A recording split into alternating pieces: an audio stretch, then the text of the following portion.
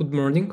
This paper investigates strategies for improving named entity recognition in low-resource languages, with a specific focus on Ukrainian.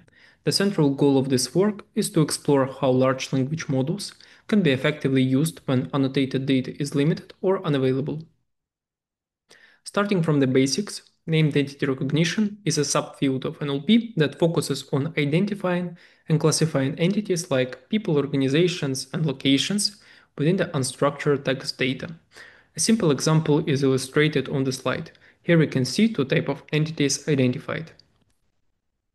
NER has a wide range of practical applications. It's essential for data anonymization, masking PII data in areas like healthcare. It powers information extraction systems, structuring content for search engines and assistants, and in social media monitoring. NER helps businesses to detect and categorize mentions in real time. As NER is a fundamental task in NLP, over the years many approaches have been developed, from rule-based systems to modern deep learning models. What we need to know is that most NER benchmarks today are dominated by transformer-based models. So that's where I'll focus my work. Transformer models use self-attention mechanism to capture contextual information effectively, making them highly efficient for tasks like NER. However, their strong performance depends on access to large, high-quality annotated datasets, which poses a major challenge for Ukrainian, since there are very few high-quality annotated datasets available, especially when compared to high-resource languages like English. Plus, linguistic complexity with its rich morphology and flexible word order make entity recognition even harder. In this work, we make an emphasis on large language models as they offer several advantages. First of all, they are pre-trained on huge corpora so that they understand language well just out of the box.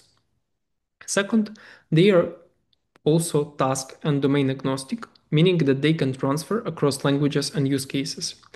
And importantly, for low resource settings, they support zero and few shot learning, reducing the need for large annotated datasets.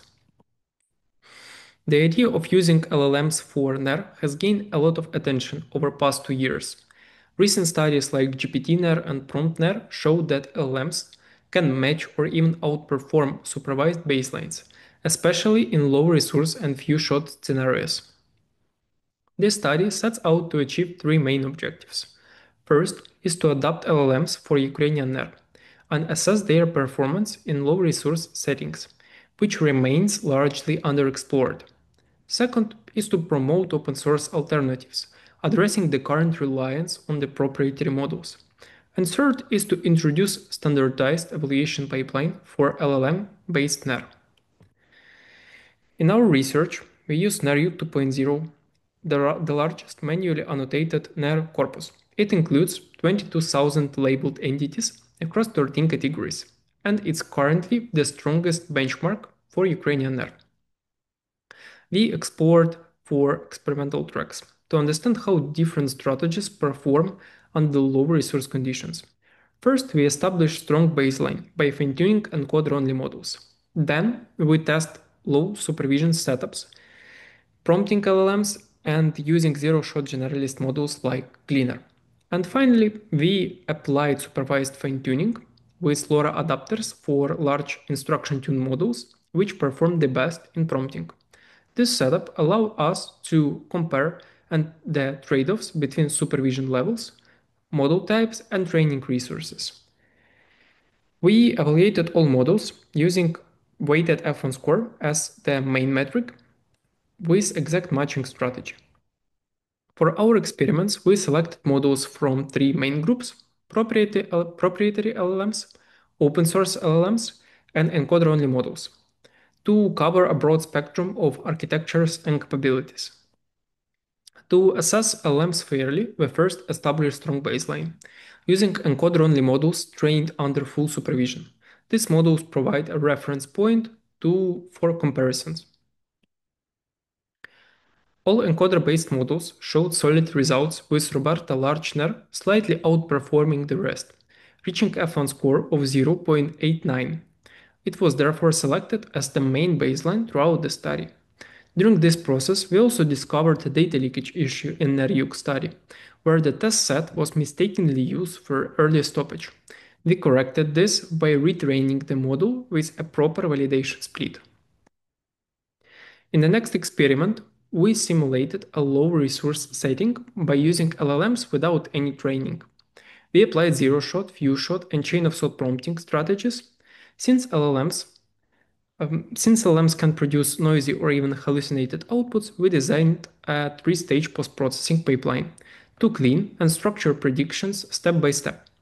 We start with the bronze layer, where we collect raw predictions as is. Then comes silver layer, where we align prediction spans to the original text and remove invalid formats, ensuring structural consistency. And finally, in the gold stage, we apply rule-based filters tailored to each entity type, for example, discarding person names that start from the lowercase letters. From the result, we can clearly see that few-shot prompting consistently outperformed zero-shot, while chain-of-thought prompting showed no reliable improvements, suggesting it may not be ideal for NER. Post-processing, on the other hand, significantly boosted the results. Most models produced nearly correct outputs that needed only minor normalization to become evaluation ready. Among open models, Gemma 3 reached 0.71 F1 score, closely approaching GPT-4o at 0.72, which shows a short gap between open source and proprietary models. 10 generalist models, zero-shot capabilities were evaluated using pretty similar pipeline. These models are built specifically for NER and return entity spans directly. Therefore, no prompts or span alignment is required. Despite their simplicity, generalist models still perform competitively, achieving up to 0.67 F1 score in zero-shot mode. This makes them a strong choice when speed, simplicity are more important than maximizing accuracy. To evaluate how instruction-tuned LLMs perform with task-specific training, we applied supervised fine-tuning using LoRa adapters through the Onslaught framework. First, we tuned hyperparameters on the validation split, then we retrained the model on full training set using the best configurations. All LLMs achieved comparable results, with Gemma 3 reaching F1 score of 0.888, nearly matching the encoder-based Roberta Large NER. While performance was strong on frequent entity types, like person or organization, results significantly dropped on rare classes, such as time and MISC, showing that larger models alone does not solve data sparsity issue. And overall, no significant advantage was observed in fine-tuning LLMs compared to encoder-only models when annotated data is available. Here we can see the highlights across all experiments. First, we tuned the encoder-only models like Roberta Large NER, and it showed strong results in fully supervised setup, achieving 0.89 F1 score and serving as a solid baseline. Then we moved to prompting-based evaluations. Few-shot prompting worked well. GPT-4o and Gemma 3 reached 0.72 and 0.71 F1 score, but required post-processing and was expensive. Generalist models gave decent zero-shot performance without training or setup, making them useful when compute or data is limited. And finally, in supervised fine-tuning, Gemma 3 reached 0.888 F1 score, nearly matching the encoder-based baseline.